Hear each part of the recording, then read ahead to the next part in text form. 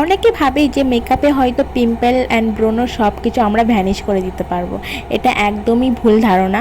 আমরা মেকআপ করি, কিন্তু মেকআপ মানে এটা নয় যে আমরা মেকআপে পুরো তোমার ফেসটা চেঞ্জ করে দেবো বা পিম্পল ব্রোনো সব কিছু আমরা ভ্যানিশ করে দেবো।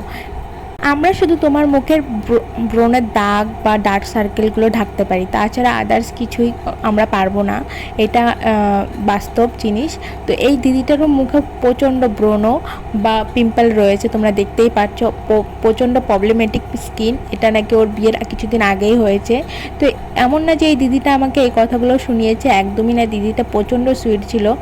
আর দিদিটা এটা ছিল বৃদ্ধি লুক, আর একদমই হালকার মতন মেকআপটা করেছি, তোমরা দেখেই বুঝতে পারছো। একদম দিদিটা বলেছিল একদম ন্যাচারাল মেকআপ হবে, তো আমি ন্যাচারালের মধ্যেই রাখার চেষ্টা করেছি। আর দিদিটার কোনো ডিমান্ড ছিল না, বলেছিল একদম হালকার মধ্যে করো, একদম তোমার মতন করে দিও।